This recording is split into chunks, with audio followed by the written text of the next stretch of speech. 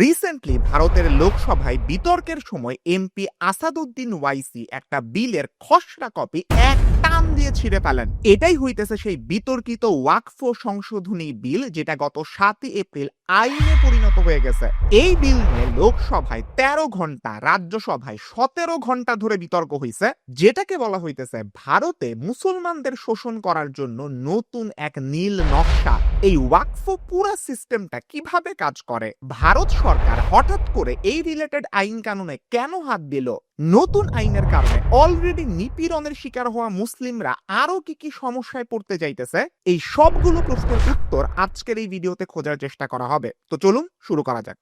প্রথমে আসেন জানি ওয়াকফ জিনিসটা কি। 1913 সালে ভারতের মুসলমান ওয়াকফ বৈধকরণ আইনের যে সংজ্ঞাটা, এইটা আপনি এখন স্ক্রিনে দেখতেছেন। সহজ ভাষায় মনে করেন আমি 5 কাঠা জমির মালিক। এই জমিটা আমি স্থায়ীভাবে ইসলামের নামে উৎসর্গ করে দিয়ে গেলাম। এই উৎসর্গটাই হচ্ছে মূলত ওয়াকফ। আমি একদমই সহজ ভাষায় আপনাদের বোঝানোর জন্য বলতেছি। ওয়াকফ করার শর্ত হইতেছে সম্পদ এমন কিছুর জন্য আপনার উৎসর্গ করা লাগবে যেগুলা ধর্মীয় বা দাতব্য কাজ বলে ইসলামী ভাবে স্বীকৃত। কেউ যদি চান তার সম্পদ ধর্মীয়, শিক্ষা সংক্রান্ত বা অন্য এমন কোনো কাজ যেটা দিয়ে মানুষের উপকার হয় এমন কিছুর জন্য ব্যবহার করা হোক, তাহলে কিছু শর্ত দিয়ে তিনি ব্যক্তিগত সম্পত্তি ওয়াকফ হিসেবে দান করতে পারেন। ওয়াকফ সম্পদ মূলত মসজিদ, মাদ্রাসা, এতিমখানা, কবরস্থানের মতন জায়গাগুলোর কাজে ব্যবহার করা হয়। এই ওয়াকফ আবার 3 ধরনের আছে। আপনি ধরেন কোনো ধর্মীয় উদ্দেশ্য বা চ্যারিটির জন্য এই ওয়াকফ করলেন, এইটাকে বলা হয় ওয়াকফ ফি লিল্লাহ। আবার ধরেন আমি হইলাম ওয়াকিফ, আমি উৎসর্গ করতেছি। আমি যদি আমার নিজের বা পরিবারের বা বংশধরদের ভরণ পোষণের জন্য বা তাদের উপকারের জন্য ওয়াকফ করি, এইটাকে বলা হয় ওয়াকফ আলাল আউলাদ। এই ধরনের সম্পত্তি ওয়াকফ করার পর এইটা থেকে যে ইনকামটা জেনারেটেড হবে, মনে করেন মসজিদ কিংবা মাদ্রাসা থেকে যে টাকাটা আসবে, এইটার কিছু অংশ চাইলে ওয়াকিফের পরিবার বা বংশধররা পাইতে পারে। সবার শেষে যেটা আসে মিশ্র ওয়াকফ। এই ওয়াকফ ফি লিল্লাহ আর ওয়াকফ আলাল আউলাদ, এই দুইটা জিনিসই যেই ওয়াকফে ইনক্লুডেড থাকে। এখন এই ওয়াকফ সম্পত্তির 4টা খুবই স্পেসিফিক বৈশিষ্ট্য আছে যেটা আপনার জানা দরকার এখন। এক, এইটা একটা স্থায়ী ব্যবস্থা। আমি আমার 5 কাঠা জমিটা মাদ্রাসার জন্য দিয়ে দিলাম, আবার 5 বছর পরে এইটা আমি আবার নিয়ে নিলাম, এরকম হয় না। যদি দিয়ে দেই এটা একেবারেই দিয়ে দিতে হবে। 2, ওয়াকফ করার সাথে সাথে এটা কার্যকর হয়, কোনো অবস্থাতে এটা স্থগিত বা মুলতবি করা যায় না। 3, এইটা এমন একটা আইনি চুক্তি যেটা কেউ প্রত্যাহার করে নিতে পারবে না। আমি হঠাৎ করে বলতে পারবো না আমার জমিটা আমি এখন আর ওয়াকফের মধ্যে রাখবো না। 4, ওয়াকফ সম্পত্তি কখনো বাজেয়াপ্ত করা যায় না। এইবার চলেন আসি নতুন এই সংশোধনীর মধ্যে আসলে কি কি বলা হইতেছে।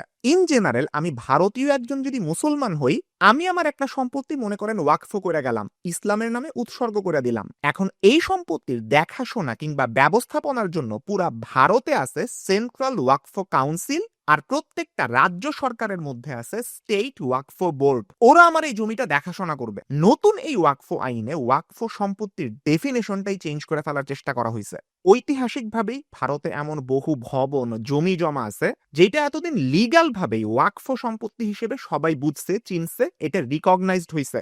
অনেক সময় পুরাতন আমলে আপনারা তো জানেনই, অনেকেই মুখের কথাতে ওয়াকফ করে দেয়া যাইতো, কিংবা অন্যান্য কোনো সামাজিক রীতিনীতি মাইনে ওয়াকফ করত। কোনো লিগ্যাল ডকুমেন্ট, কাগজপত্র এইসব মাইনা ওয়াকফ হয়তো করে নাই অনেকে। আর এইটা একবার দান করে দিলে এটা আবার ফেরত নেওয়ার তো কোনো সুযোগই নাই। মুসলমানদের দান করা এইরকম অনেক সম্পত্তি এতদিন ওয়াকফ হিসেবে স্বীকৃত ছিল, কিন্তু নতুন আইনে বলা হইতেছে মনে করেন কলকাতায় কোনো সম্পত্তিকে আমি যদি ওয়াকফ সম্পত্তি হিসেবে দাবি করতে যাই, তাইলে কলকাতার যে সংশ্লিষ্ট ওয়াকফ বোর্ড থাকবে তাদেরকে তার সপক্ষে বৈধ কাগজপত্র জমা দিতে হবে, দেখাইতে হবে এই যে নান লিগ্যাল ডকুমেন্ট, এইখানে উনি সাইন করে দেয়া গেছে যে এই সম্পত্তি ওয়াকফ সম্পত্তি। যদি এই জমিটা সরকারি খাস জমি হিসেবে দাবি থাকে, তাইলে এখানে চূড়ান্ত সিদ্ধান্ত নেওয়ার ক্ষমতা থাকবে সরকারের, ওয়াকফ বোর্ডের না। এইখানে আপনি একটা সিনারিও চিন্তা করেন, আপনি কিংবা আপনার পূর্বপুরুষরা ছোটবেলা থেকে আপনার এলাকার যে পুরাতন মসজিদটার মধ্যে নামাজ পড়েন, হঠাৎ একদিন সেইখানে সরকারি লোকজন আইসা বলল কাগজপত্র দেখান, কিন্তু ওইটা হয়তো ওয়াকফ হিসাবে দান করা জমি। আগেকার দিনে কোনো কাগজপত্রের মধ্য দিয়ে না যায় উনি হয়তো মুখে মুখে বা অন্যভাবে দান করে দিয়ে গেছেন, কারণ ইসলামের নামে আমি দান করে দিয়ে যাইতেছি। এখন ওই সময়কার কাগজ এখনকার মানুষজন কই পাবে? আর যদি কাগজ দেখাইতে না পারেন, বুলডোজার নিয়ে আসবে ওরা, মসজিদটা আর থাকবে না। ভারতের মুসলমানরা এখন ঠিক এই সিচুয়েশনটাতেই দাঁড়ায় আছে। যাই হোক, দ্বিতীয় পয়েন্টে আসি। এতদিন ওয়াকফ বোর্ড ট্রাইব্যুনালে মুসলিম সদস্যরা থাকতো, এখন নতুন আইনে অমুসলিম ব্যক্তিরাও ওয়াকফ বোর্ড আর ট্রাইব্যুনালের সদস্য হইতে পারবেন। 3 নাম্বার পয়েন্ট, এতদিন ওয়াকফ সম্পত্তি নিয়ে মনে করেন কোনো ঝামেলা হইল, এই ক্ষেত্রে ওয়াকফ ট্রাইব্যুনালের সিদ্ধান্তই ছিল চূড়ান্ত। কিন্তু নতুন আইনে বিচার বিভাগীয় হস্তক্ষেপ অ্যালাউ করা হয়েছে। মানে মনে করেন আমার ওয়াকফ ট্রাইব্যুনালের সিদ্ধান্ত পছন্দ হইল না, তাইলে যে কোনো পক্ষ চাইলে আদালতে যাইতে পারবে। বুঝতেছেন, মুসলমানদের সম্পত্তির ডিসিশন এখন আর তাইলে শুধুমাত্র মুসলমানদের হাতে থাকলো না। নতুন আইনে বলা হইতেছে কোনো ব্যক্তি যদি সম্পদ ওয়াকফ করতে চান, আগে তার সম্পত্তি থেকে উত্তরাধিকারীদের প্রাপ্য অংশটা বুঝাই দিতে হবে। বিশেষ করে বিধবা, তালাকপ্রাপ্ত নারী এবং এতিমদের জন্য কিছু ব্যবস্থা রাখা হয়েছে। কোনো ওয়াকফ সম্পত্তির মনে করেন সার্ভে বা সমীক্ষা করা দরকার, তাতেও সরকারের ভূমিকা এখন আগের চেয়ে অনেক বেশি, ওয়াকফ বোর্ডের চেয়েও বেশি। ওয়াকফ সম্পত্তির আয় যদি 1 লক্ষের বেশি হয়, তাইলে অডিট করানো লাগবে। রাজ্যের যে অডিটররা আছেন তারাই তদারকি করবেন। মানে পুরা ওয়াকফ সিস্টেমটাকেই একটার পর একটা নিয়মের বেড়াজালে আটকায় ফেলা হয়েছে। এখন তাইলে প্রশ্ন, ভারতের মুসলমানদের এতে কি কি সমস্যা হইতে পারে? একটা ঘটনা বলবো, এটা দিয়ে আপনি বুঝে যাবেন। এই বছরেরই জানুয়ারির ঘটনা ঘটছিল ভারতের মধ্যপ্রদেশ রাজ্যের উজ্জয়িন শহরে। রাজ্যের কর্তৃপক্ষ মোট 250টা ঘরবাড়ি, দোকান আর 100 বছরের পুরানো একটা মসজিদ বুলডোজার দিয়ে ভাঙা ফেলায়। 5.27 একরের ওই জমি মধ্যপ্রদেশ ওয়াকফ বোর্ডের সম্পত্তি ছিল। ভারতে যতজন মুসলমান থাকে, এইটা আমাদের বাংলাদেশের পুরা মোট জনসংখ্যার চেয়েও বেশি, প্রায় 20 কোটির উপরে। আর এই ভারতেই পৃথিবীর মধ্যে সবচেয়ে বেশি ওয়াকফ সম্পত্তি আছে। সংখ্যার হিসেবে বললে 8,72,000। জমির পরিমাণ বললেও আপনারা অবাক হইতে পারেন, প্রায় $14.22 বিলিয়ন সমমূল্যের 10 লক্ষ একর জমি ওয়াকফর আওতায় আছে। ভারতের মিডিয়ার কথা নতুন করে বলার কোনো কিছু নাই। তাদের তথ্য অনুযায়ী ভারতের মোট জমির 5% ওয়াকফ সম্পত্তি। সশস্ত্র বাহিনী আর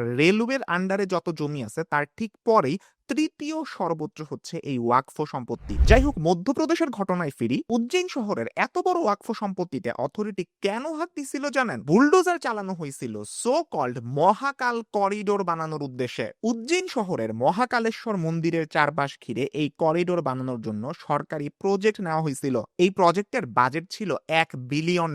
আল জাজিরার প্রতিবেদন বলতেছে, রাজ্যের মুখ্যমন্ত্রী মোহন যাদব 2028 সালের কুম্ভ তীর্থযাত্রাকে টার্গেট করতেছেন এই দখলদারির পিছনে। কারণ এইটাই, শহরের শিপ্রা নদীর তীরে হতে যাওয়া কুম্ভ তীর্থযাত্রায় লক্ষ লক্ষ মানুষ অংশ নেয়। মহাকালেশ্বর মন্দিরের আশেপাশের ওয়াকফ সম্পত্তি ধ্বংস করলো সে, মূলত যাতে করে আরো বড় করে এই কুম্ভটা আয়োজন করা যায়। মোটামুটি এইটাই হইতেছে কনসেপ্ট। চিন্তা করেন, এতদিন যেখানে ওয়াকফ বোর্ডের ক্ষমতা থাকার পরেও এইভাবে জোর করে সম্পত্তি দখল করে নেওয়া হয়েছে, সেখানে এখন তো সংশোধনী করে আরো বেশি ক্ষমতা কমানো হইল, সরকারের ক্ষমতা বাড়ানো হইল।